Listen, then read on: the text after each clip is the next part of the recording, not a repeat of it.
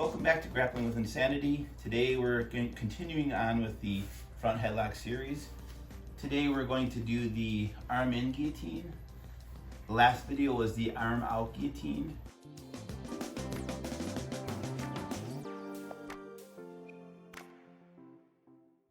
Now there are specific reasons why we do in and out. It really depends on the response we get from our partner, whether they take both hands to fight the choking arm, or whether they prevent you from going to their back. They'll dictate how we respond. Are we doing the arm out guillotine or the arm in guillotine? The arm in guillotine allows us to chain other techniques like the Peruvian necktie, allows us to tie in a darce. We can do a anaconda choke. So we have some other techniques we can throw in there to utilize the arm in technique. Now, I think I said it in the last video, and if I didn't, I'll say it here. We want to create these opportunities where we create, like John Danaher likes to say, creating dilemmas.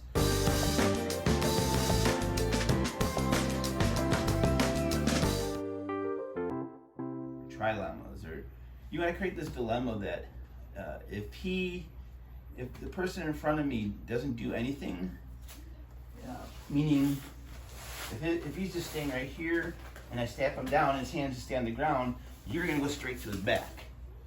I mean, my goal is going to the back. You want to get to the back. If you look at most of the fights that are finished, and I mean, they've created events from EBI games where you're basically on the back and you're defending the back position. So it's in IBJJF, most of the finishes, most of the submissions are done from the back. Getting to the back is in street fight scenario, in competition, it's usually your best bet, and you can see that with some of the events that are being created right now, how they highlight the back position. So if they leave their arms in, then we're going to go to the back. For the arm in guillotine, it's going to be pretty much similar to the arm out guillotine, only with a few other exceptions and the reasons why we're doing it. We want to create, in order to get the arm in, we have to create a dilemma. Whether the dilemma is, am I going to get, a takedown, tap his leg. When I tap his leg, what they typically do is they sprawl back.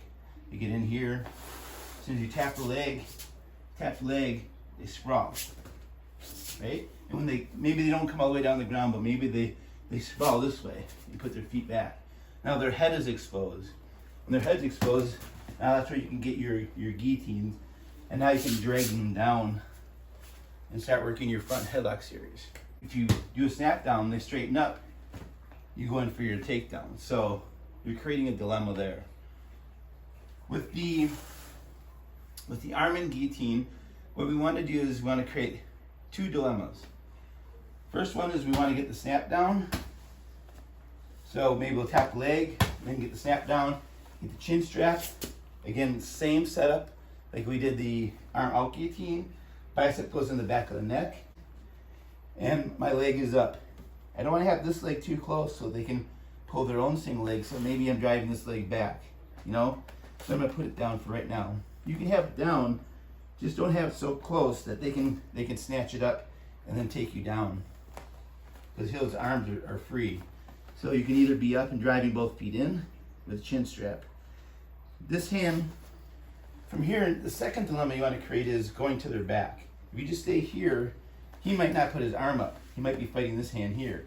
If he's doing that, then you're just going to want to go straight to the back, right? You're going to move into your back attack system.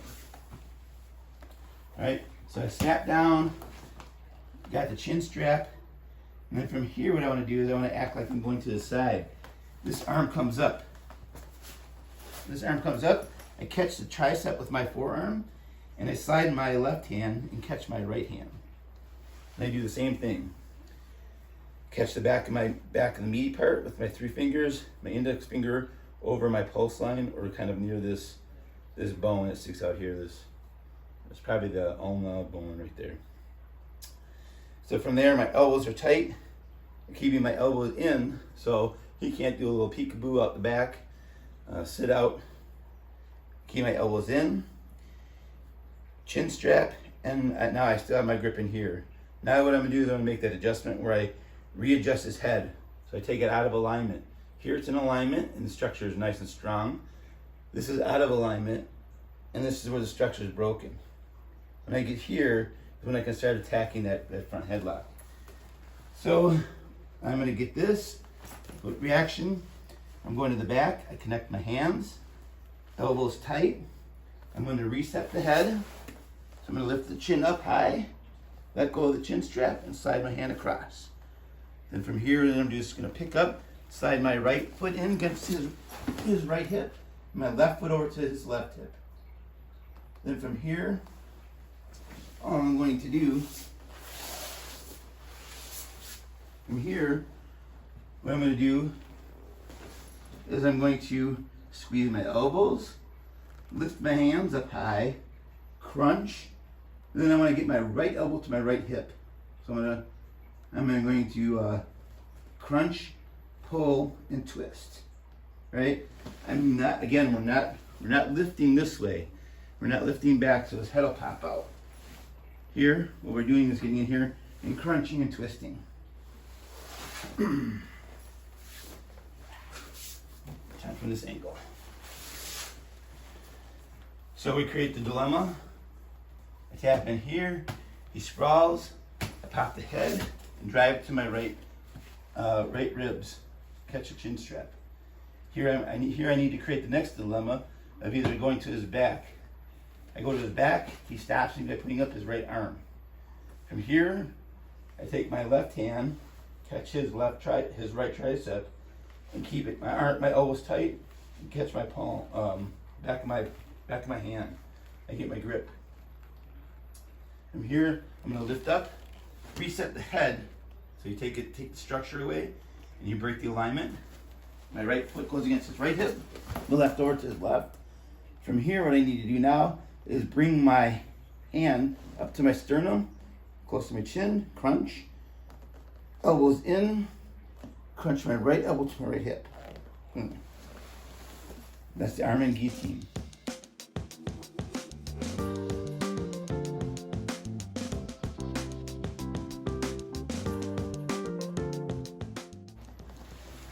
That's it. So what happens when you get the arm in is it's a little tighter. It's a little more challenging to close the space off because you have his arm in here and you have his head. The arm out, you just have his head, so it's easy to make this smaller. You don't want to leave your hands low. When I say you want to bring them up to your sternum, you want to bring it up this way, up to your chin, kind of up to your sternum. And what that does, it makes this hole smaller. If you leave it on your belly, there's a lot of room in here for his head and his neck. You want to make that really small. Bring your elbows in. So as you're doing this, you're just using this lever to tighten up the choke in here. Lever in here creates a smaller area for his neck, and now you're just going to crunch. What that does is his head's already like this, and your side of your arm is already against the inside of his neck, and now you're just going to crunch and twist. Crunch. There's no lifting up like this, right? And that is the arm and guillotine.